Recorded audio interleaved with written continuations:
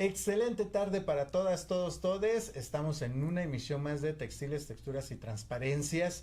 Recuerden que estamos en los estudios de Radio Yus en la Ciudad de México y transmitiendo a través de Canal de Medios, agradeciendo por supuesto allá en el estudio al periodista Fernando Miguel por esta oportunidad y por supuesto también dándoles ese agradecimiento caluroso a Jesús, a Juan Carlos y por supuesto yo tengo que decirlo ya porque definitivamente estar ante esta personalidad me da muchísimo agrado, es una experta en los temas y quiero que se presente, por favor. Muchas gracias, mi Sofi preciosa. Bueno, yo soy Diana Meléndez, muchísimas gracias por la invitación, Sofi. Es un honor estar contigo. Emocionada, de verdad. Soy Diana Meléndez Rojas, soy primero que nada maestra en trabajo social, soy sexóloga, soy especialista en violencia, doy acompañamiento desde hace muchos años, Sofi, a mujeres, hombres y personas de la diversidad en situaciones que tienen que ver con violencias. Y bueno, también tengo muchos años ya teniendo el honor de acompañar a personas de la diversidad en diferentes procesos, particularmente defendiendo algunos derechos humanos que me tocó hacer un proceso de reeducación desde mi espacio, desde mi casa, desde mí, desde cuestionarme a mí, cuestionar a toda mi familia que nos hacía diferentes. Ser heterosexuales no nos hacía especiales, solamente nos hacía diferentes. Entonces ahí empecé un poquito, ese es en realidad yo creo que mi único activismo. Trabajo también con infancias sobrevivientes de violencia sexual y de incesto. Y me fui metiendo a esos temas porque mi primera formación es como trabajadora social y me tocó un momento complejo. Sí. Me tocó en el 99, los 90, la época del VIH y el SIDA y todo el estigma que acompañó. Entonces yo empecé a observar que había una serie de situaciones que implicaban no solo la muerte física, sino la muerte social. Y a mí eso me movió mucho. Y me acerco a una de las organizaciones líderes y maravillosas en ese momento, que era AVE de México, para formarme como educadora sexual. Y a partir de ahí me cambia la vida. En ese entonces yo estaba recién cumpliendo los 30 años y estaba yo en una zona de mucho confort, sí, porque pues ya tenía cubierta mi cuota de heterosexualidad y heteronorma, era casada, tenía un hijo, sí, era profesionista, pues mi vida cómoda en mi burbuja de heterosexual, privilegiada. Cuando entro a formarme en AVE de México como para acompañar a personas con VIH y en educación sexual, me doy cuenta de mis enormes privilegios y de mis espacios de poder. Y entonces es una revolución. Entro en una crisis, y el origen de la palabra crisis es crecer. Y me doy cuenta que había otras personas, otras diversidades, lejos de mi mundito hetero. Y me cambió la vida. Y el cambiarme la vida a mí le cambió la vida a toda mi familia, porque de repente me volví la loca de la diversidad sexual, la loca de la sexualidad, la loca que quería prevenir las violencias, la loca que quería evitar las discriminaciones. Y ha sido mi andar por más de 25 años en temas que tienen que ver con la prevención y la protección de los derechos humanos, pero de todas las personas. Claro. Porque la violencia está desde el discurso, no solamente desde la acción. Desde el discurso, desde cómo nombras a una persona, desde que le niegas su identidad, desde ahí estamos ya violentando. Y como hemos normalizado en una sociedad como la nuestra, las violencias en todas sus formas, el proceso implica reeducar, porque la violencia es una construcción social. Y todo lo que está construido socialmente puede ser deconstruido. Claro, no, y en esa parte yo me atrevo a preguntar ahorita directamente, ¿cómo forja esta postura que de pronto han dicho, ¿no? Y yo sí estoy un tanto en desacuerdo, porque al final yo creo que todas las personas valemos por lo mismo, todas las personas tenemos distintas capacidades, pero el no ser de la diversidad sexual y en cierta forma apropiar esta parte, y que sé, porque lo he escuchado en algunos espacios, luego dicen, es que no es de la diversidad. ¿Cómo está en estos temas? ¿Qué pasa? ¿Qué pasa por su mente cuando lo dice o lo escucha? Me ha pasado, Sofi, sí. No fue un proceso sencillo, por eso yo me siento absolutamente honrada que me hayan permitido acompañarles, porque yo no, ese espacio justo, a mí me ocurrió algo muy curioso, hace muchos años yo quise entrar en un espacio lésbico y se me negó la entrada. porque lo primero que me preguntaron era un círculo de lectura. Sí. Y era un grupo sáfico. Era yo muy joven, tendría unos 26, 27 años. Y yo quise entrar, porque pues, me interesó, me gusta mucho la lectura. Y me negaron el espacio. Y dije, ¡ouch! Es la única vez que yo me sentí verdaderamente discriminada. Y dije, bueno, pues no que los heteros tenemos espacios de poder, aquí yo no tengo poder. Y que de repente, por supuesto, había cierto recelo a que yo entrara en espacios de la diversidad. ¿Por qué una hetero se va a interesar? Yo sé que suena mucho cliché, pero no hay que ser la causa para defender la causa. Yo perdí varios amigos por SIDA y me tocó ver situaciones de muchísima discriminación, pero mucha. Y eso me generaba a mí, no como profesionista, como mujer, como sujeto político, que las personas eran discriminadas porque se amaban. Una vez íbamos mi esposo y yo, hace muchísimos años, saliendo de Bellas Artes de una exposición, en la Alameda, 12 del día, y una pareja muy jovencita de chicos gays iban adelante de nosotros. Mi esposo, que es una cosota grandota, me abraza y se agacha y me da un beso. Y vamos así abrazados, porque adelante había un mimo, íbamos dirección al mimo, y de repente algo nos pasa por la cabeza volando. Era una botella con un líquido amarillo. Wow. Pero no era dirigido a nosotros. Iba dirigido a una pareja jovencita de chicos homosexuales. Wow. Y la botella le pega a uno de ellos. Y por detrás empiezan a ofenderlos, a insultarlos. Y yo me volteo, ¿no? Dice mi esposo que a veces parezco perrito chihuahua, porque estoy chiquita y porque ladro mucho. Y me volteo y le dije, ¿cómo te atreves, cobarde? Bueno, le dije, es que mi esposo me tiene que agarrar, cálmate. Todavía no entraba yo al mundo de la diversidad. Dije, ¿por qué les hicieron eso? Yo me empecé a cuestionar mucho a mi esposo. Pues es que Diana, así son las cosas. No tienen por qué ser así las cosas. No tienen por qué ser así. Claro. Cuando tú cambias, tu entorno cambia. Entonces, a los cuestionamientos de por qué yo me tengo que meter, porque no hay que ser la causa para defender la causa. Cuando tú tienes conciencia social, conciencia política, conciencia nada más. Claro. Un poquito de conciencia. Es que es el menos común de los sentidos, mi Sofía. Sí. Ves cosas que no están correctas. Y si tú guardas silencio ante este tipo de hechos, estás siendo cómplice. En el 2000, yo trabajaba en escuelas de la zona de Tepito. Y me llegó una chiquita que había sido corrida literalmente violando la Ley General de Salud y la Ley Federal de Educación, corrida de varias escuelas porque la niña vivía con VIH. Era la época en que todavía había transmisión perinatal. Uh-huh. El papá había muerto de SIDA, la mamá vivía con SIDA, la niña había nacido con SIDA y había tenido un proceso hospitalario desde que había nacido. Claro. Entonces la niña, cuando se quiere incorporar, obviamente trae un rezago. Y la directora de esa escuela me dice, van a venir a hacer su escándalo. Ya los corrieron de varias escuelas. Quiero que me la corras. Yo no quiero aquí una niña acidosa. Uh-huh. Yo ya había egresado de AVE de México. Uh-huh. Y yo así, simplemente la terminología. Claro, y le digo, ¿por qué la vamos a correr? Incorrecta. Uh-huh. ¿Y por qué la vamos a correr? La escuela tiene que ser inclusiva. Me tocó un momento importante en SED. Uh-huh. En el 97 se cambia la Ley General de Educación y había que hablar de salud sexual. Era una obligación de la escuela. Y se hablaba de VIH y de SIDA por la cantidad de casos que se habían registrado. Era cuando SENSIDA existía y se trabajaba muy bien, etc. Y entonces cuando la mamá de la niña llega, la mamá esperaba que yo no me le acercara, que yo le hiciera hasta para allá. Uh-huh. Si respiras junto a mí voy a adquirir el virus. Y lo que hice, yo soy una persona muy afectiva, soy muy cinética. Entonces sube la mamá de esta chiquita y lo primero que hago es darle la mano, jalarla, abrazarla y darle un beso. Y la señora se quedó en shock. Por favor, siéntese. ¿En qué le puedo servir? La premisa que yo tenía era correrla, desistir que la niña estuviera ahí. Claro. Porque los papás iban a integrar y iban a cerrar la escuela, como la habían hecho en otras escuelas. Y pues no, eso no ocurrió. La señora se quedó, hice toda una campaña de sensibilización con profesores y con profesoras, que cuánta resistencia había todavía en esa época, hablamos del 2000, para que entendieran cuáles eran las formas de transmisión en esa época. Sí.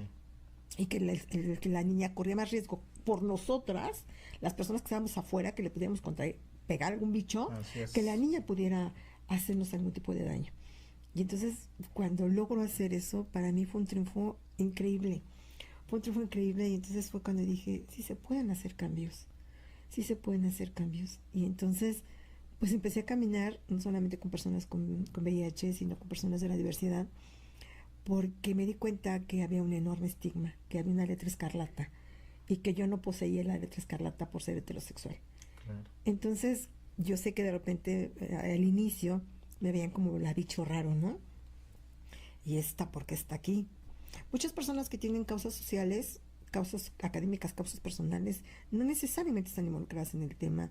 La gran mayoría sí, por ejemplo, lucha contra el cáncer, las madres de buscadoras, etcétera. Pero hay gente que se adhiere a la causa porque tiene conciencia, porque tiene empatía, porque tiene respeto por la vida.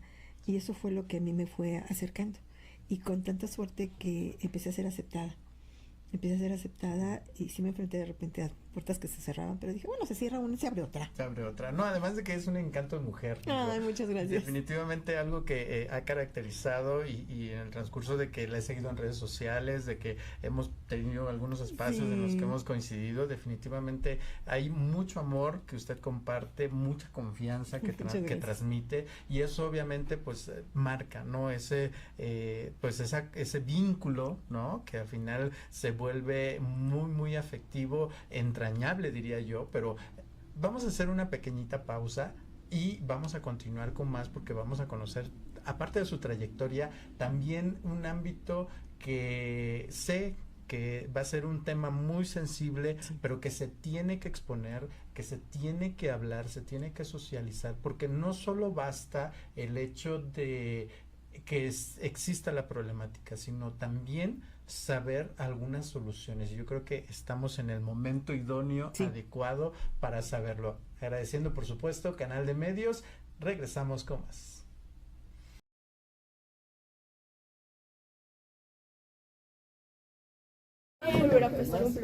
Hola amigos, ¿cómo están? Yo soy Dana Carrelas y les mando un saludo a toda la comunidad LGBT Plus de Oaxaca.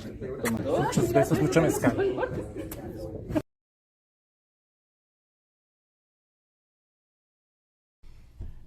Excelente, regresamos con más. Recuerden que estamos en los estudios de Radio Yus desde la Ciudad de México y por supuesto en Canal de Medios, en esta transmisión que de verdad es un regocijo el poderme encontrar con la doctora Diana, el poder justo tener estas posturas, ¿no? Que en cierta manera abonan a que esto no es de segmentos, ¿no? No es porque tú eres trans, porque tú eres gay, porque tú eres lesbiana, sino más bien es una sensación en la que el profesionalismo va más allá. Yo la pude ver dando una ponencia en esta reunión anual con la coalición mexicana Sí.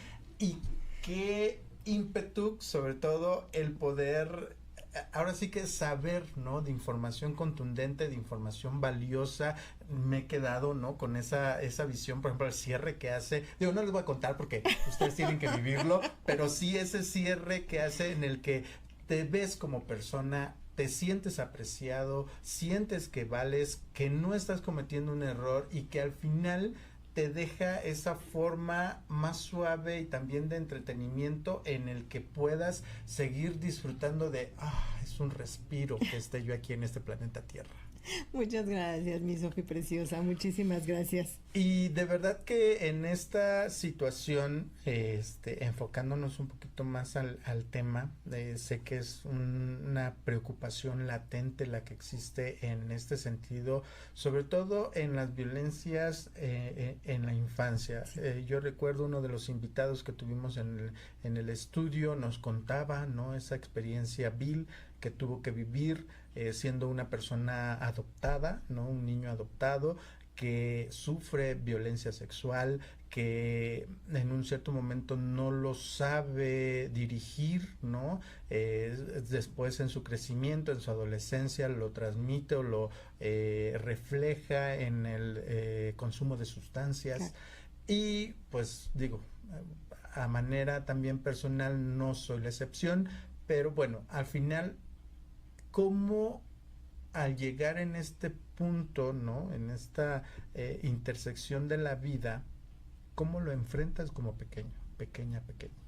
Fíjate, Sofi, que es un tema sumamente complejo porque a mí me preocupa y me ocupa que hay una normalización de las violencias sexuales. Lo normal es lo que las personas vamos viviendo. Ujú. Por eso normalizamos, porque no conocemos otra forma de vincularnos, inclusive afectivamente. Claro. Yo sé que suena muy fuerte lo que voy a decir, pero la violencia sexual también de repente es un instrumento de vinculación emocional. Lo es.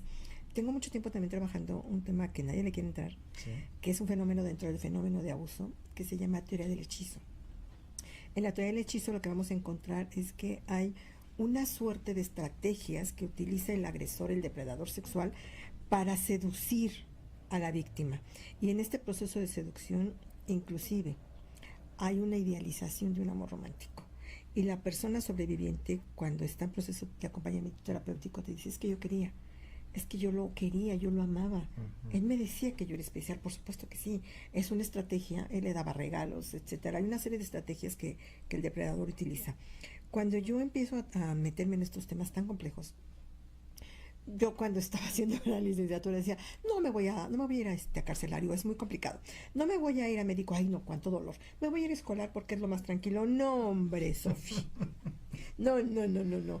Ahí me toca empezar a trabajar con el primer espacio socializador y culturizante, las familias. Y entonces, bueno, ahí estábamos en Tepito, el nivel de complejidad de violencias comunitarias era muy alto, y empiezo a detectar casos de incesto, muchos más de los que yo hubiera esperado. Eso me orienta a hacer la maestría, y mi tesis de maestría se llamó Secuelas psicosociales del abuso sexual infantil incestuoso en la vida adulta.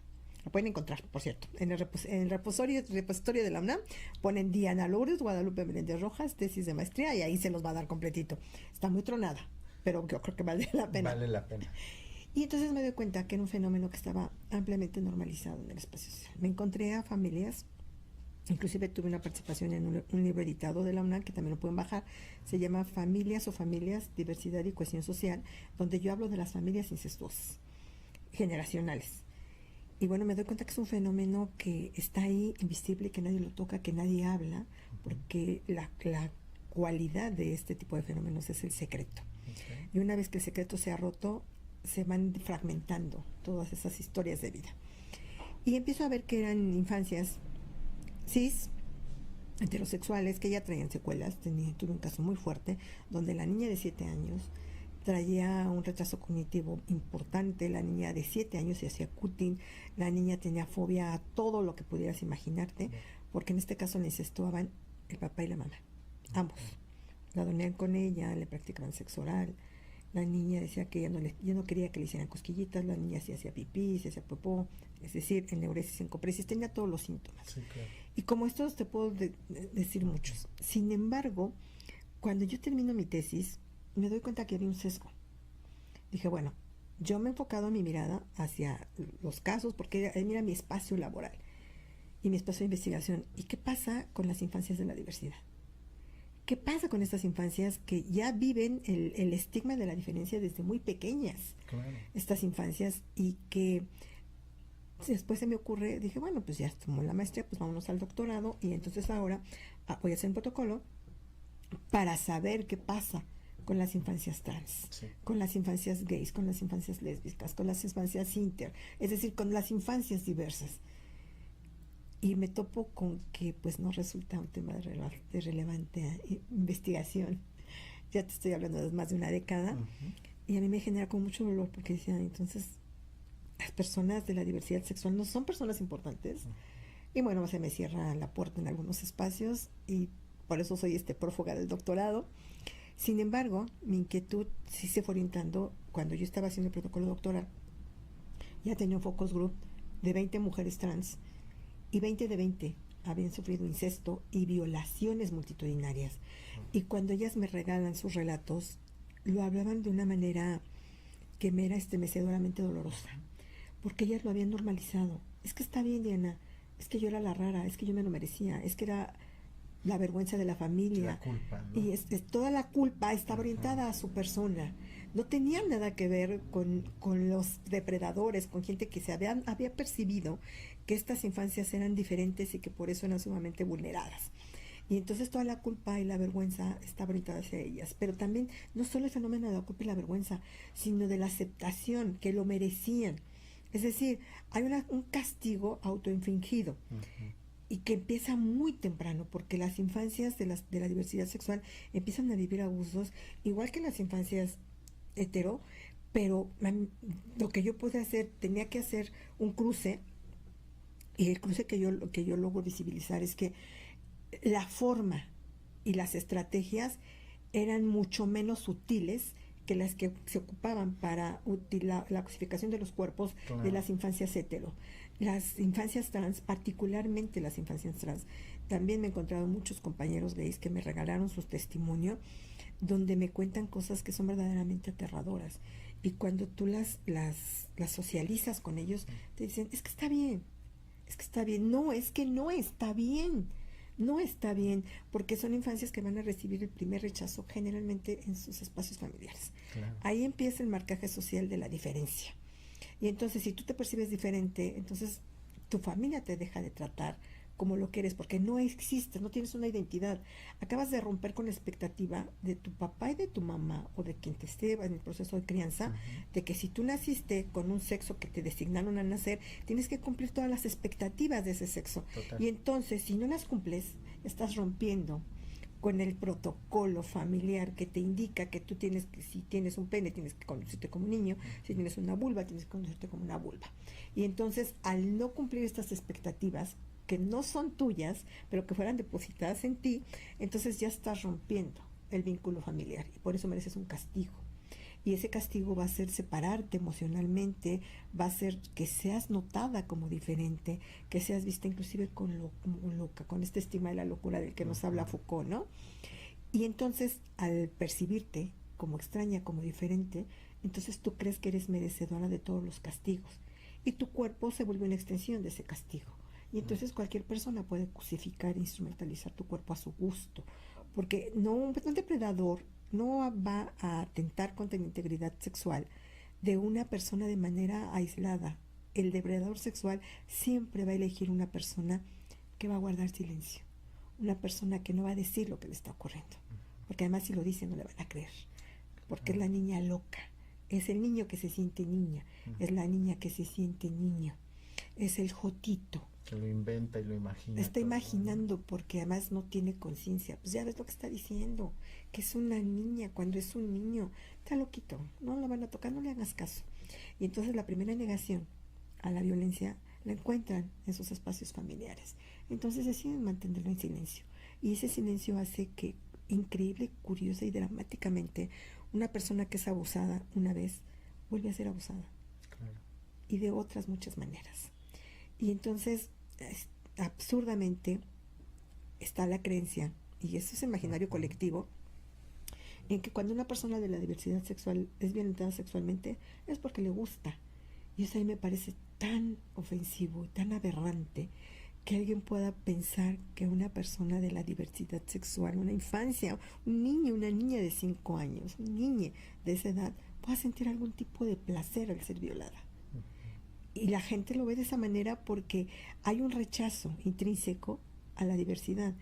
Justo de repente, yo entiendo pues que hay una falta de conocimiento en torno a la diversidad, pero eso no justifica de ninguna manera el que estas infancias sean vulneradas una y otras veces, y que no se hable del tema, claro, que no se ponga en la mesa el cuidado, la protección de las infancias de la diversidad sexual. Y por el contrario, hay una línea muy delgada que se ve marcada cuando dicen, es que los niños a los 4 años aún todavía no definen su identidad de género, aún todavía no definen su orientación sexual, como que ese discurso también invalida. Por supuesto. Y eso es absolutamente una falacia. Una infancia trans sabe que es una niña desde que tiene 3 o 4 años. Hay que tener una revisadita a las teorías del desarrollo psicosexual de las infancias. A Piaget, inclusive yo no soy muy amante de Don Freud, pero también habría que de repente darle una leída muy misógino y muy patriarcal y muy machista a Don Freud, y a los psicólogos infantiles que vinieron después, ¿no? Erikson. Hay que releer un poquito, porque las infancias saben quién son. Quien no sabe son las otras personas. Una niña trans sabe que es una niña, lo sabe. Un niño trans sabe que es un niño. El problema es el contexto familiar, el contexto comunitario, el contexto político, el contexto social, la escuela. Ellos saben quiénes son desde que tienen 3 o 4 años. Y justamente esta confusión, nadie los acompaña. Hay un proceso de estigmatización y de señalamiento en donde hay una enorme confusión. Entonces hay un rechazo y hay un desprendimiento de los cuidados. Y los cuidados no solamente implican proveerte de comida y de techo. Implican ser una persona nutricia, crearte un apego seguro. Y en esta falta de elementos para que tú tengas una seguridad, tú te vas a ir con la primera persona que te diga, Sofi, vente, mira, en tu casa no te quieren, pero yo sí te voy a querer. Y empieza a jalarte el vecino, el tío, el abuelito, porque además estas infancias suelen ser presas de depredadores que están muy cercanos a la familia. Sin embargo, también he tenido casos muy fuertes en donde son gentes externas, porque el niño es muy feminizado y entonces es el jotito, y entonces, bueno, pues al jotito le gusta que se lo metan por detrás, ¿no? Sí, claro. Tuve un caso muy fuerte donde el chico me relata que estaba esperando afuera de mercado a su mamá, y la mamá tenía un puesto en el mercado, lo conocían las personas del mercado, y un tipo de uno de los puestos se lo jala y lo viola en el baño. No era cercano a la familia, pero lo veía. Decía, pues tú eres putito. Y dejó al niño devastado, lo dejó devastado, bañado en sangre. Fue una cosa muy violenta. Él tenía 26 años y lo recordaba y se me quebró. Cuando estábamos trabajando el tema se me quebró. Entonces, la vulnerabilización que viven, porque a mí de repente la palabra de grupos vulnerables me brinca mucho porque yo no considero que las personas de la diversidad sexual sean grupos vulnerables, son grupos vulnerados. Sí. Y son grupos excluidos, porque hay una capacidad de sobrevivencia y de resiliencia de las personas de la diversidad que muchas personas hetero ya quisiéramos para un domingo. Claro. Entonces la vulneración a sus derechos es algo que se hace desde afuera, no desde adentro. Y que va a haber afecciones a su salud mental, claro que sí. Yo lo viví con muchísimas mujeres sobrevivientes de violencias que tenían síndrome de estrés postraumático, mujeres heterosexuales, y lo veo también con personas de la diversidad sexual que no saben que tienen síndrome de estrés postraumático por la violencia sexual. Si tú haces un comparativo entre mujeres sobrevivientes de violencia machista, de violencia de género, y personas de la diversidad sexual que también han vivido un montón de violencia, ahí estaremos hablando, por ejemplo, del estrés de minorías. Se ha manipulado bastante, pero el estrés de minorías está relacionado con el estrés que se le causa a un grupo social, a un grupo étnico, a un grupo de diversidad sexual, por ser de una categoría social diferente. Y entonces, si tú eres vista como una persona fuera del espacio heteronormado, binario, y te comportas fuera de la norma, entonces, por supuesto que vas a ser tratada de manera diferente. Y entonces, tú vas a ser vulnerada en todos tus derechos, pero tú no eres vulnerable, eres vulnerada. Desde fuera hacia adentro. Y eso va a afectar tu salud mental. Una persona que ve violencias, rechazo, discriminación, todas vamos a tener una afectación a nuestra salud mental. Fíjate que hace muchos años, bueno, no tanto, hace como unos 8 años, en un evento donde estuvimos, iba a dar una ponencia. Y un psiquiatra de Juan Ramón, no te estoy hablando de cualquier lugar, un psiquiatra, se atrevió a decir algo tan terrible como las mujeres trans todas van a presentar trastornos en la salud mental porque es su condición como trans. ¡Ah! Bueno, a mí casi me da el soponcio. Excuse me. O sea, ¿cómo te atreves a decir esto en un espacio? Además, en un espacio para personas de la diversidad sexual. Por supuesto que las compañeras con toda la razón se pararon y dijeron, le fue muy mal. Después de él iba yo. Dije, bueno, lo que el doctor acaba de decir, un psiquiatra, está absolutamente erróneo. Todas las personas que vivimos violencias, discriminación, estigma y señalamiento social, vamos a tener una situación de salud mental por todo lo que se nos causó desde afuera, no por una orientación, no por mi identidad, no por mi expresión. No por mi culpa. No, es por todo lo externo. Entonces, con estas infancias lo que vamos a ver es que hay una generación de un sentimiento de culpa y vergüenza, pero que se les ha infligido desde fuera. Y que estas infancias lo introyectan. Yo tengo la culpa, yo soy la vergüenza de mi familia, por mi culpa mi papá llora, por mi culpa mi papá se fue, yo no merezco estar aquí. Y hay una situación de salud mental que se va arrastrando y de un montón de secuelas. En el boleto biomédico se habla de secuelas biopsicosociales, pero yo que soy una disidente siempre de estos temas, al ser sexóloga yo hablaría de que tendríamos que poner en la mesa 4 esferas: lo biopsicosocial y lo sexual, porque muchas secuelas que tienen que ver con la cosificación aparentemente voluntaria de tu sexualidad tienen una consecuencia muy intrínsecamente ligada a la violencia sexual, en donde muchísimas veces yo le pregunto a compañeras, ¿y tienes placer? No, pero tengo compañía en ese momento. Y eso es muy doloroso. Eso es muy doloroso porque la pedagogía de la crueldad les enseñó que su cuerpo está para ser usado. Y entonces hay un autorreconocimiento absolutamente erróneo desde la violencia en que tu cuerpo solamente es un instrumento. Hay una utilización de tu cuerpo porque eso se te enseñó, porque tu cuerpo está ahí para ser utilizado. Por supuesto que eso te va a traer afecciones en tu vida sexual también. Claro. La falta de placer. Vamos a hacer una pausa pequeña, pero sí quiero retomar dos temas al volver, que uno es la línea delgada también que existe en cuanto a educación sexual en las esferas del estudiantado, ¿no? En las escuelas públicas, y una situación pues que se vive, ¿no? Hay una persona que fue abusada sexualmente en su niñez y que ahora en la adultez vive negada a tener este placer sexual. Sí. Pero regresamos con eso. Hola, yo soy Cielo Aguirre desde la cuenca del Papaloapan y claro, quiero reconocer el gran esfuerzo que han tenido todas y todos miembros de nuestra comunidad trans aquí en el estado de Oaxaca. Vine al tercer encuentro trans afrodescendiente indígena. Me llevo una gran perspectiva de trabajo de cada uno de mis hermanos y pues agradecer también que haya compartido con mi hermana querida Sofía. Y pues gracias.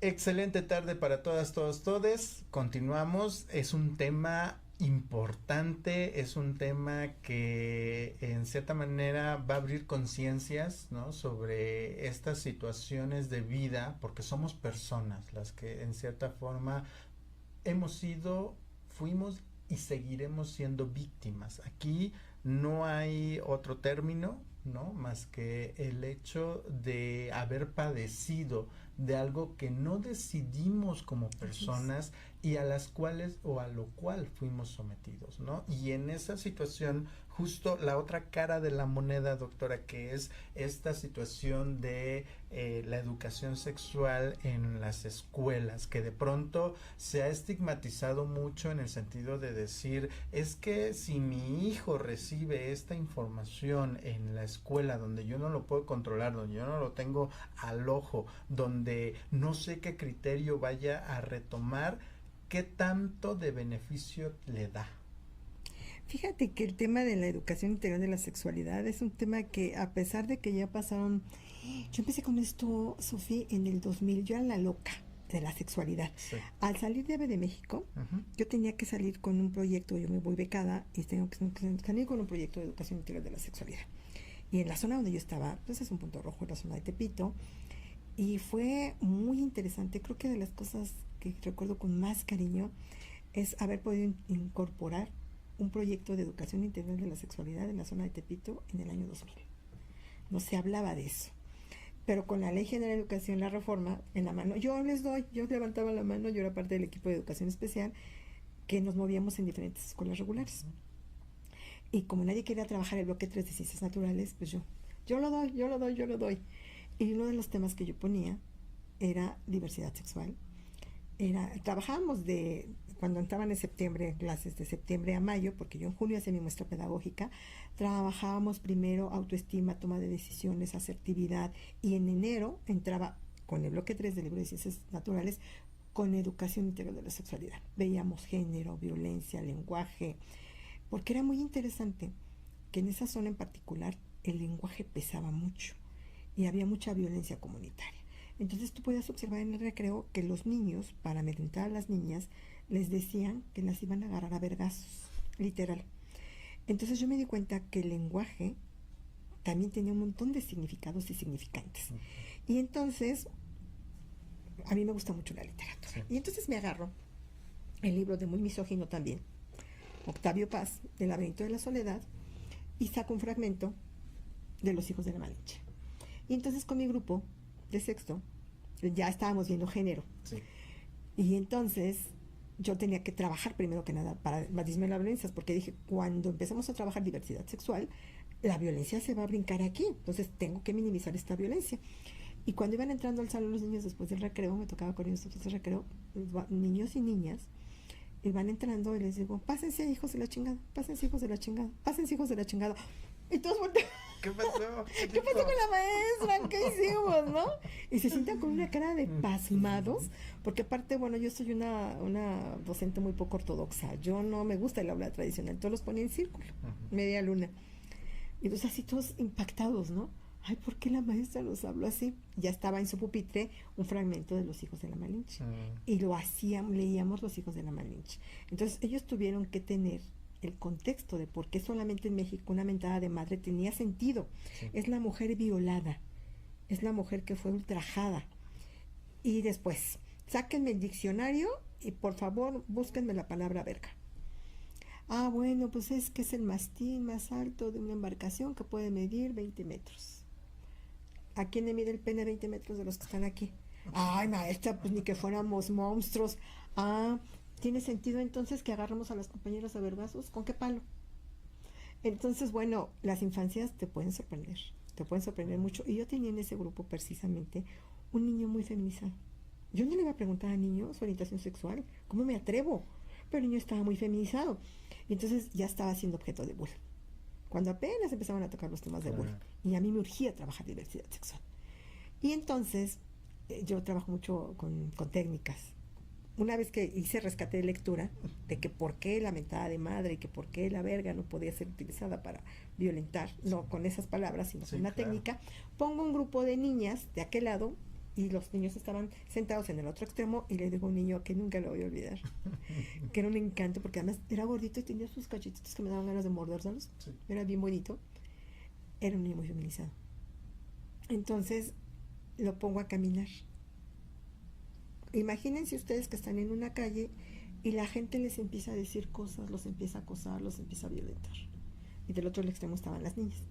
Y entonces de este lado estaban los niños. Y entonces cuando el niño empieza a cruzar el salón de una esquina a otra, miren Alba y Putito, miren cómo se mueve la jota, y todas las que te puedas imaginar. Y las niñas no le decían nada. Las niñas mantuvieron todo el tiempo en silencio y cuando él se llegó con ellas, ya se le estaban rozando los ojos. Las niñas lo abrazan. Y al que más gritó, lo pongo a caminar. Y le dije a las niñas, empiecen a decir cosas obscenas. Ay, maestra, se puede. Sabroso, mira, sácate la verga. Bueno, maestra, se puede. Y lo más increíble es que mi esposo me grababa en VHS en esas épocas. Era yo tan joven y tan delgada. Y cuando el chamaquito cruzó del otro lado, iba rojo de vergüenza. Y le digo, ¿cómo te sentiste? Muy mal, maestra. Muy mal. ¿Cómo crees que se sintió él? Muy mal. Ok. ¿Validas lo que él sintió? Sí, maestra, pues son chingaderas. Digo, estamos en ese espacio donde exprésense como quieran, porque solo ese día. Exprésense como quieran. No, maestra, está de la chingada. Y volteó a ver a los otros niños que le habían agredido. Ya le vamos a bajar, güey, ya le vamos a bajar. Te sorprendes de la capacidad que tienen las infancias cuando reciben una buena educación integral de la sexualidad. Me dieron un reconocimiento a nivel federal porque fue una práctica innovadora. Cuando los papás, las mamás tenían absolutamente negado que se diera el tema, cuando hice mi muestra pedagógica, al final los papás y las mamás iban acompañando a sus infancias de sexto a buscar condones, a ver qué fácil era conseguir condones en una farmacia, en un centro de salud. Y luego hacía mi reunión yo trabajaba con los tres espacios. En el universo escolar está compuesto madres, padres, niños, niñas, profesores y profesoras. Y trabajaba con los tres para que fuéramos en la misma línea. Y por lo menos el acoso hacia ese chiquito, cuando alguien le decía algo en el recreo, salían sus compañeros. Entonces dije, bueno, sí se puede. La educación integral de la sexualidad, puedes trabajar desde el estigma, desde los sesgos, desde la violencia. Sensibilizas, no capacitas, porque también tenemos un tema de capacitismo. Sí. Lo importante es sensibilizar, porque cuando tú sensibilizas, mueves. Claro. Yo lo que quería que estas infancias se sensibilizaran hacia la discriminación y hacia la violencia de género. Aquí me surge una duda, una pregunta, en el sentido de, entonces, estos violentadores o estas personas que acosan están en su pleno conocimiento de querer hacer daño a la otra persona, o como dice, en un cierto sentido, como cuando ya te sientes agredida en primera persona, dices, ah, caray, es que yo no pensé que fuera a suceder. Que se sintiera así. Fíjate que todavía es un fenómeno que existe, que bueno que ya no estoy en educación básica, ya estoy ruca, yo ya no estoy en esos espacios, yo nada más doy clases a nivel superior y posgrado. Muy bien. Era muy joven, Sí. pero los chicos, sobre todo los hombres en particular, los niños, traen aprendizajes. Era un contexto muy violento, muy machista, Claro. muy patriarcal. Y todos esos aprendizajes son de casa. Y entonces quieren, los papás, las mamás generan un montón de violencias, un montón de situaciones bien complejas y quieren que tú les reacomodes a sus hijos cuando ya te los trajeron ahí medio golpeadones. Entonces, los estigmas, la discriminación se enseña muy temprano. También trabajé en preescolar y era un fenómeno bien interesante, Sofi, porque en primero de preescolar, que son las infancias de 3 años, los niños jugaban con las niñas, tú entrabas al salón de cuentos y juegos, los niños estaban jugando con muñecas, las niñas con carritos, no había tema por la separación de género. Cuando los niños entraban a segundo, es decir, ya tenían 4 años, y se acercaban las niñas a jugar con los niños, me las empujaban. No, no jugamos a eso, eso es para putos. ¿Dónde lo aprendieron? En sus casas, en sus casas. Entonces, todas estas cuestiones terriblemente son aprendidas. Nuestro primer espacio socializador y culturizante son las familias. Ahí aprendemos a discriminar o a respetar. Sí.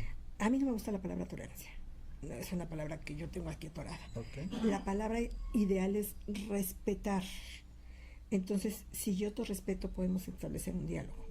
Pero si yo de repente empiezo a decir, ah, mira, las infancias son una esponja que absorben todo. Yo veo a una persona diferente, mira, parece putito. El niño lo va a ir a replicar. Sí. Es que mira, esa es machorra. El niño lo va a repetir porque lo aprendió en casa. Yo tenía infancias con conductas muy violentas y veías a los papás, veías a las mamás y dices, te explicas muchas cosas. Sí. Y entonces, por eso yo decía, es que yo tengo que trabajar con mamás y con papás.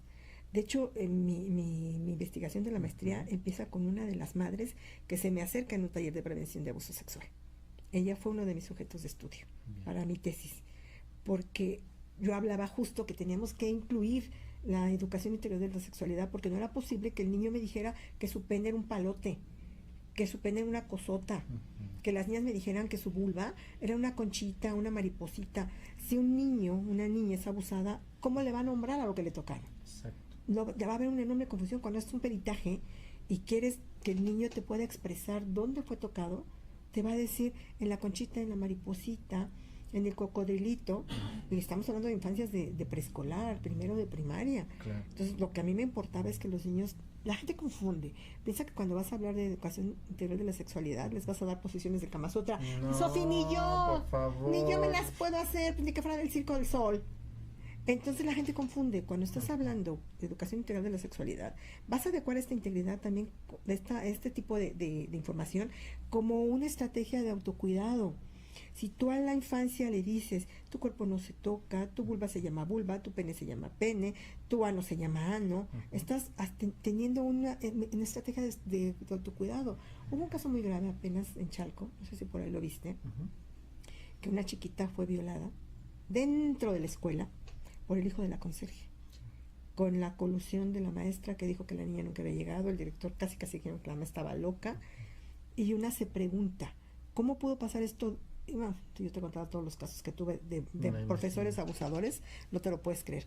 Si las infancias reciben educación integral de la sexualidad, tienen la posibilidad de tener herramientas para poder defenderse. Es que no me toques ahí, es que esto no se hace, es que este es mi cuerpo.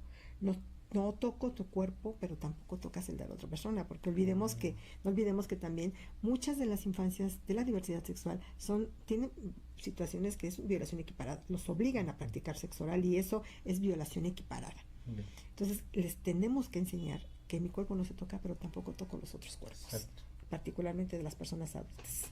Entonces eso es también educación integral de la sexualidad. Dar herramientas de autocuidado a las infancias. Sí, porque con lo que abrimos, ¿no? Él quiso, ¿no? A él le gusta. A él le gusta, y no hay duda. de que de repente vas a encontrar placer. Somos seres sexuados desde que nacemos hasta que morimos. Pero lo que tú comentabas hace un rato, yo trabajo también acompañando a personas que tienen alteraciones en su respuesta sexual humana. Y una de las situaciones que yo he encontrado mucho en mujeres heterosexuales y hombres gays es que tienen deseo sexual hipoactivo. ¿Qué quiere decir esto? No hay deseo. Son personas anorgásmicas que pueden tener inclusive el acto mecánico de la eyaculación, pero sin placer. Hay personas que sencillamente no tienen deseo y no son asexuales de manera voluntaria, son asexuales por el proceso traumatogénico que han vivido y que han silenciado. Sí.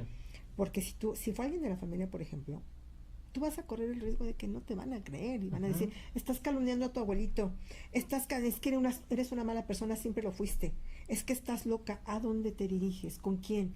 Las infancias de la diversidad crecen en mucha soledad. O lo más común, quiere atención. Está llamando la atención, esta niña está loca, este niño está loco, pues que no lo ves. Entonces hay una desacreditación. Y entonces si hay una develación del secreto de la violencia sexual, cuando tú ves esa negación a que te dicen, no te creo, dices, bueno, a lo mejor sí de verdad no pasó. Y te vas construyendo un fenómeno de disociación, que se va a hacer acompañado de una amnesia selectiva y que se puede reactivar cuando te empieces una vida coital voluntaria. Y que tú vas a tener una penetración y entonces te pueden venir recuerdos, porque la sexualidad está plagada de sensaciones. Un olor te puede despertar un recuerdo un recuerdo traumático. Y entonces hay personas que van a tener, por supuesto, alteraciones en su respuesta sexual. Y eso es de lo que poco se explora. Hablamos de lo biopsicosocial y lo sexual, ¿dónde lo dejamos? Entonces a mí como sexóloga es un tema que me interesa mucho poner en la mesa, porque también por el otro lado vamos a encontrar personas que son hipersexuales, que se van relacionando de manera indiscriminada y ni siquiera es por un tema moral. Yo creo que algo que las personas dejamos de lado es que tenemos el derecho a acostarnos y acogernos a quien nos dé lo regalada gana, porque para mí lo primero que las personas poseemos es la libertad sexual, la libertad de ser. Y nadie tiene por qué cuestionarte con quién te acuestas. ¿A quién le importa? Pues si son tus nalguitas. Es como las opiniones, ¿no? Ándale. Todas tenemos unas, pero no se las mandamos a todo el mundo. Yo elijo a quién se las doy. Exacto. Y entonces las personas somos muy cuestionadas de repente porque tenemos vínculos eróticos con las personas y no generamos vínculos afectivos. No necesitas estar enamorada para tener un delicioso encuentro sexual, pero sí es delicioso. ¿A qué me refiero? A que también alguna conducta de hipersexualidad podría ser como consecuencia del trauma. Tú tienes coito penetrativo una y otra vez y otra vez y otra vez y no sientes placer. Ahí ya tienes un problema. Claro. Si tienes placer, bienvenido. ¡Qué envidia! Pero si no tienes placer, algo está pasando. Algo está pasando. Esto en cierta manera, y creo que con eso vamos a regresar, vamos a hacer una pequeña pausa, ¿tiene que ver con lo poliamoroso o hay una sensación que realmente nos dicta que una persona puede amar a diferentes personas? Okay. Regresamos con eso.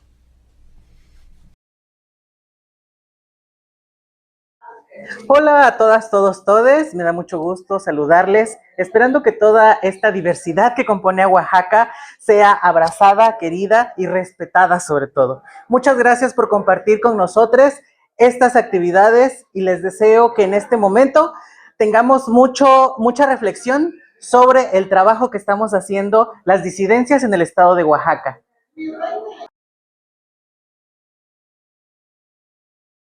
Estamos de regreso en Texturas Textiles y Transparencias. Recuerden que estamos en Radio Yus y transmitiendo a través de Canal de Medios para todas las personas que están en esta página de internet, que definitivamente, ya saben, tenemos temas tratados con mucha responsabilidad, con mucha cautela, pero no por ello dejarles de lado que es información valiosa. Y justo para ello está nuestra experta, la doctora Diana Meléndez. Muchas gracias.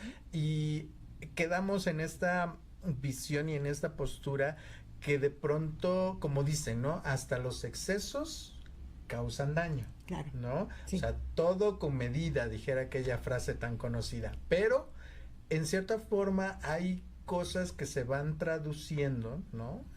Por ejemplo, el deseo excesivo, el tener actos sexuales como bien lo decía, indiscriminadamente con la persona que como dicen de pronto comúnmente, hoyo aunque sea de pollo. Y en esa postura, ¿hay alguna situación en la que usted haya tratado a alguna persona poliamorosa y que le haya externado esta situación que nada tendría que ver con esto?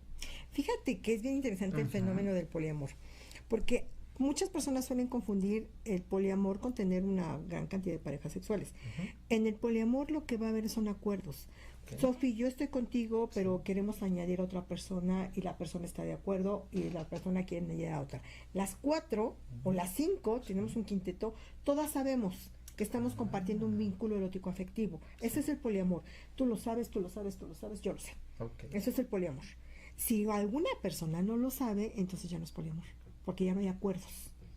En el poliamor tiene que haber acuerdos consensuados. Wow. Y si no hay un acuerdo consensuado y hay consentimiento, entonces no es poliamor. Si tú me dices a mí, a ver, ¿qué abre la relación? Y yo te digo, no quiero, y la abres tú, entonces ya es una infidelidad, que también tienes un tema de la infidelidad. Total. Entonces, si yo no estoy de acuerdo contigo, lo consensuamos, pero no tienes mi consentimiento y tú la abres, bueno, es una decisión unilateral. Eso ya no es poliamor. ¿Con tanto machismo existe? Sí, más de las que tú te puedas imaginar. Más de las que tú te puedas imaginar. Y en todos los estratos, ¿eh? En todos los estratos. ¿Y nada tiene que ver con trastornos? No, en lo absoluto, no. De hecho, cuando tuve un acompañamiento muy interesante y fue complejo porque el chico era extranjero, venía de un país donde tiene un dictador. Sí. Y en este espacio, él entró a la milicia muy joven y ya sabes, los ritos de paso fue una violación multitudinaria. Wow. Él tenía 13 años, un chico gay, y él quedó absolutamente traumatizado. Él hace lo imposible, logra escapar, llega a México, conoce aquí a una persona maravillosa, se casan. Su esposo le lleva aproximadamente unos 20 y tantos años, pero tienen una relación muy amorosa, pero no erótica. Entonces, quien me busca es el esposo para que yo pueda darles acompañamiento, porque él nunca quiere, el hombre es muy joven, nunca quiere. Y entonces cuando yo le dije que permita, yo tenía que hacer entrevistas individuales para conocer qué expectativas. Si tú quieres terapia de pareja porque tienes algún tema de tu vida erótica ahí atorado, pues yo tengo que hacerte una entrevista individual a ti y una a él. Y cuando yo lo estoy entrevistando a él, en la segunda sesión me sale la violación multitudinaria. Y entonces él tenía absolutamente cero libido. Eso ya había pasado más de 20 años. Wow. Y él había tenido que ejercer el trabajo sexual para poder llegar a México. Entonces, absolutamente todas sus relaciones habían sido instrumentalizadas. Él no había tenido un vínculo afectivo, erótico y amoroso con nadie. Se encuentra con este hombre del cual se enamora de una manera romántica, pero deja de lado el erotismo. Y por supuesto el esposo le pedía, ¿no? Y el chico, con tal de pues que no le estuviera haciendo exigencias, le dice, vamos a abrir la relación con quien tú quieras. ¿La vamos a abrir? No. Ábrela y vete con quien tú quieras. Pero fue para evadir un poco que el esposo le estuviera como requiriendo el vínculo erótico. Y había un vínculo afectivo muy fuerte. Al final el esposo decidió que no podía estar con él, porque aparte había una negación. Yo le dije, soy especialista en violencia sexual, yo puedo ayudarte si tú me lo permites. No quiso. Te puedo mandar con un amigo psiquiatra. Trae una depresión crónica que no se había dado cuenta a él, pero una importante depresión con ideación suicida. Entonces, te puedo mandar al psiquiatra y podemos hacer trabajo entre los dos. No quiso. Y tú no puedes ayudar a quien no quieres ayudar. Sí, claro. O sea, eso es algo que se aprende perfectamente. Sí. Y el tema fue que el ofrecimiento fue, vamos a abrir la relación, sí, pero sí, para que yo no me pidas nada. Y el esposo accedió por un tiempo. Decía, ¿sabes qué? Pues voy aquí, voy acá. Inclusive llevó a un par de personas al domicilio conyugal, etcétera, con el consentimiento de su esposo. Pero ¿cree que en esta dinámica que llevaban de convivencia era porque él se sentía usado a través de lo amoroso que pudo haber sido la situación? ¿O cree que en un cierto sentido eso le daba pauta a seguir con esta exploración sexual con otras parejas? Fíjate que no. Él decidió abrir la relación, el esposo más joven, porque no quería nada sexual. Él tenía un absoluto deseo sexual hipoactivo.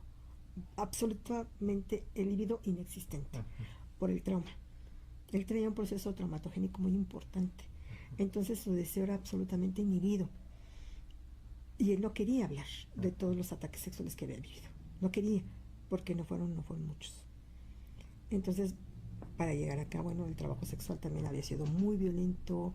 Él tenía una cicatriz enorme donde una vez trataron de ahorcarlo en un trabajo, en un servicio que fue a hacer. Entonces, él tenía una serie de traumas muy fuertes, desarraigado, una persona que migra, o sea, traía como muchas interseccionalidades ahí que hacían muy difícil el abordaje.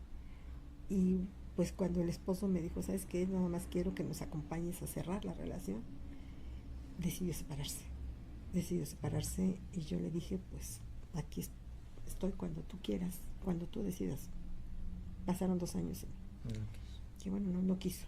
Entonces tengo una amiga trans que quiero mucho, que me dice, oye, Dianita, es que esa mujer es de lo peor, yo creo que soy poliamorosa. ¿Y por qué? Es que yo me acogí como a 6 en un día. Dije, no, espérate, eso no es ser poliamorosa, eso es ser muy afortunada. Eso es ser muy afortunada, no es ser poliamorosa. Confirmo. Eso es ser muy afortunada. Muy afortunada. No. Y aparte en esta, pues sí, ¿no? Justo la palabra lo indica, diversidad. ¿Hay alguna historia de éxito, doctora, en la que estas personas, tras haber sufrido estos actos de violación en su infancia, o sea, lo que voy es, ¿sí puede resarcirse esta situación o es algo con lo que vamos a seguir acompañados día con día? No, absolutamente la persona puede reescribirse. Yo no creo en la premisa de que infancia sea destino. No, la persona que vive esa circunstancia aprende con el paso del tiempo y un proceso terapéutico siempre acompañado a que la responsabilidad del agresor es suya. Yo no tuve la culpa, yo no tengo por qué sentir ni culpa ni vergüenza. Sí he tenido casos de éxito maravillosos, en donde estos hombres, te hablo particularmente de 2 hombres trans, de una mujer trans, donde pudieron dejar atrás todas las situaciones de violencia, se reconocen como sobrevivientes, porque hay un tema complejo. La palabra víctima, por supuesto que la gente nos mueve, claro que nos mueve, porque el nombrarme como víctima me quita capacidad de agencia, pero fui una víctima. Me tengo que reconocer que en ese momento alguien me estaba victimizando, me estaba utilizando, me estaba instrumentalizando, estaba abusando de mí, emocional y físicamente, intelectual, cognitivamente. Sí, fui una víctima, pero sobreviví a eso, y entonces me vuelvo sobreviviente. A una mujer cis que estuve acompañando también en un proceso de violación tumultuaria, cuando yo le decía que tendría que nombrarse como víctima, había una negación absoluta. Con el paso del tiempo, ya casi al cierre de nuestro trabajo, ella se tatuó en el cuello la palabra sobreviviente. Es una cosa maravillosa, porque ella reconoció. Fue complicado. Las personas sí pueden cambiar su historia. No hay nada que la voluntad humana no pueda hacer. Eso yo soy una absoluta convencida de ello. Entonces, lo que te ocurrió en tu infancia no tiene por qué marcar tu adultez. Claro. Estos casos tan maravillosos, uno de los chicos estudió una maestría, se casó, se fue a Toronto, el otro tiene una vida súper exitosa, tiene mucho placer sexual porque también tenía deseo sexual hipoactivo, no sentía nada. Y hay casos que cuando hay acompañamiento y tú concluyes, además fueron abusados muy jóvenes, muy chiquitos, uno 4 y el otro 5 años, y el abuso estuvo posteriormente acompañado de violación tumultuaria. Es decir, había unas situaciones de mucha violencia, pero lo importante era que ellos reconocieran que ellos no provocaron esa violencia, que fueron víctimas en ese momento de un sistema que no los protegió. Ese primer sistema que no los protegió se llama las familias, y que después la escuela y después la religión, y que hay un montón de sistemas sociales que van haciendo una diferencia de entramados para dejar en soledad e indefensión a las infancias de la diversidad sexual que son abusadas. Justo en esa coyuntura, ¿no? Viene un tema que llegó hasta los ámbitos legislativos y sí me gustaría que lo abordáramos porque sé que estuvo también muy involucrada con ello, que fue los ecosic. Sí. Y en esa situación vamos a ir a una pausa y vamos a volver con este tema. Y ya para despedir.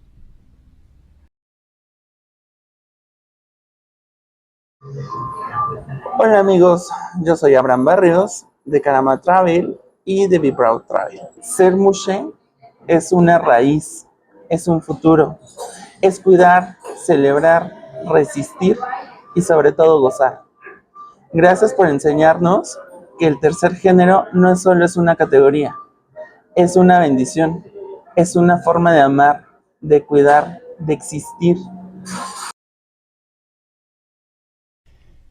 Excelente tarde, un tema bastante interesante y que definitivamente tiene muchas vertientes, muchas situaciones en las que se tiene que tocar, ¿no? El corazón de las personas, porque no veo otra forma, ¿no? De socializarlo en este tema que sabemos es una realidad que esperemos en algún momento se pudiera erradicar, y si no, bueno, hay formas llevaderas de hacerlo, y en este sentido, doctora, los ecosica. Híjole, todo un tema.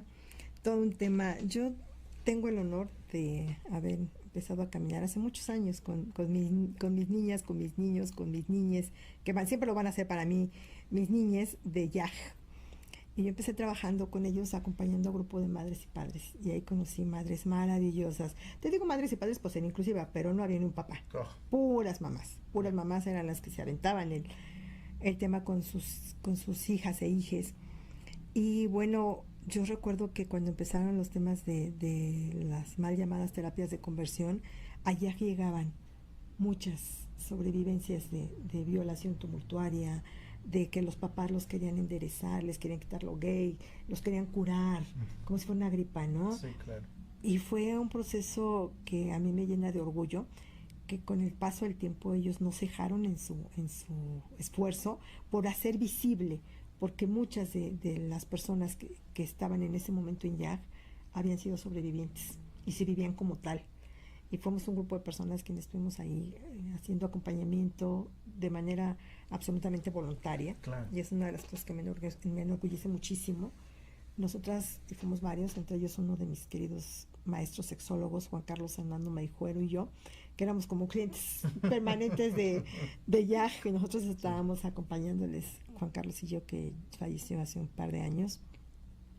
Uno de los mejores sexólogos y mi maestro, al que le debo la docente que soy, él es quien me formó. Y cuando empiezan ellos a levantar la voz y a decir, yo viví esto, entonces dices, yo también, y yo también, y yo también, y empieza a volverse un tema que fue una gota de agua persistente que se volvió todo un río, después se volvió un mar. Entonces, este movimiento tan fuerte que surgió de un pequeño grupo como YAG, que ahora sea algo que ya esté legislado, que ya no haya como un tema donde se va a curar la homosexualidad, como si estuviéramos en los años 50, sí, ya no te voy a curar el lesbianismo, por favor, necesitamos que la gente se informe, que la gente sea sensible, que la gente sea respetuosa. A mí no me gusta que se metan en mis prácticas sexuales. ¿Qué me da derecho a meterme en las prácticas sexuales de las otras personas? A mí no me gusta que me pregunten cómo me pone mi esposo. Eso es muy invasivo. ¿Qué derecho tengo yo a preguntarle a cualquier persona cómo te pone tu pareja? Oye, ¿quién juega de hombre y quién juega de mujer? Eso es violentísimo, sí. Violentísimo. Oye, ¿tienes pene o no tienes pene? ¿Perdón? O sea, ¿cómo te atreves? Porque eso es altamente discriminatorio, es invasivo. Sí. Invasivo y discriminatorio. ¿A ti qué te importa? O sea, ¿yo quieres que te pregunte cuánto te mide?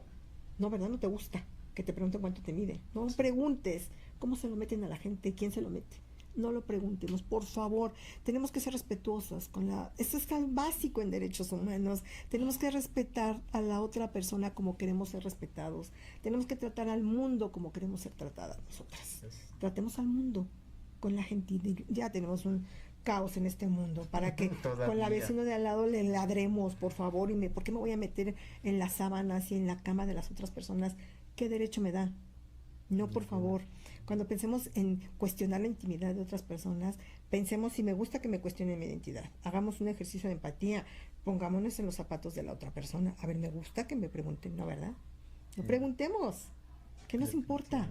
Las personas somos personas y por eso somos valiosas, no por lo que tenemos entre las piernas.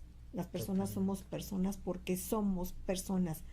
Punto. Se acabó. No hay más esa situación, de pronto el morbo, la curiosidad, sabemos que genera muchas situaciones de estas, pero definitivamente yo creo que si no estamos en un vínculo sexoafectivo, en una congruencia, ¿no? Sí. Como personas, pues sencillamente eso queda en segundo término. Yo creo que el valor como personas y se ve en cierta forma reflejado en la convivencia, en Claro. este mutuo vivir, ¿no? Digo, ahora ya existen las redes sociales y hay cosas, hay obviedades que al final ni tendrían por qué ser tema de conversación, Claro. ¿no?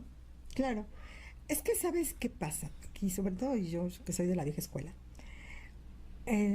con las aplicaciones de ligue, Sí, hay un libro que les quiero recomendar mucho, por favor, denle una revisadita. adelante. Amores líquidos de Bauman. ¿Qué tanto consumimos las personas? ¿Qué es lo que consumimos? ¿Qué estamos consumiendo? También consumimos personas. Las aplicaciones. Y yo no lo cuestiono. Yo creo, y lo repito, la libertad sexual es nuestra primera libertad. Pero ¿qué me deja? ¿Qué sensación me deja? Si me llena, vas, date. Ujú. Pero si me deja una sensación de vacío, una introyección no estaría mal. Si tú te quieres coger al medio mundo, cógetelo, pero que te genere placer, Claro. que te haga sentir bien. Si por el contrario te genera displacer, piénsatelo más. Piénsatelo más. Porque, ¿qué estás poniendo en juego? ¿Qué estás tratando de evadir? Ujú. Pero si es por placer, bienvenido. Yo estoy absolutamente de acuerdo en que tenemos que tener un poco de hedonismo. ¿Por qué no vamos a vivir dentro del hedonismo? Es bien válido. Totalmente. Tenemos tan cercana a la Tercera Guerra Mundial. Cuando me pongo muy pesimista digo, híjole, las cosas con nuestro vecino de aquí no están nada bien, Ujú. con nuestro vecino súper lejos en Rusia nada bien, tenemos todo un montón de temas, la ultraderecha avanzando, perdiéndose derechos, aquí en nuestro país se prohíbe el lenguaje inclusivo. Sí. Dices, espérame tantito, vamos en un retroceso. Nosotras las personas que estamos en estos espacios tenemos la obligación de seguir defendiendo lo que ya se ganó. Total. Porque si no hay un retroceso, hay una pérdida de derechos y muchas vidas se quedaron ahí para que las jóvenes trans, los jóvenes gay, las jóvenes lesbianas, los jóvenes no binarios puedan transitar sin ser agredidos, sin ser muertos, sin ser asesinados, sin ser atacados. Recordemos la historia, quien no conoce su historia está condenada a repetirlo. Entonces, tengamos libertad sexual, pero cuestionémonos. Siempre cuestionémonos. ¿Por qué lo estoy haciendo? ¿Por qué me da la gana? ¿Porque me gusta coger y porque siento rico? Vas. Sí. Te lo aplaudo. Pero si me está dejando un vacío, exploremos. Sí. Exploremos. Queda el trabajo personal, ¿no? El Claro. trabajo, uno de autoayuda, al final de cuentas, de ver qué es lo que está sucediendo, por qué ese actuar, por qué esa toma de decisión, que al final llega al punto que hasta autodestruye. Por supuesto. Por supuesto. Fíjate que yo tenía una consultante cis, sobreviviente también de incesto, su papá, y ella me dice con mucha vergüenza que en ese año había tenido 50 parejas sexuales. Ella era anorgásmica.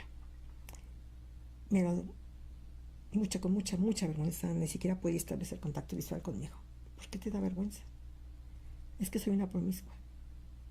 ¿Quién te puso esa categoría? Es que yo lo sé. ¿Quién te puso esa categoría?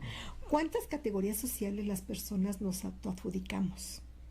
Porque, bueno, el contexto nos dice que tenemos que tener una etiqueta y una clasificación. ¿Por qué? ¿Por qué?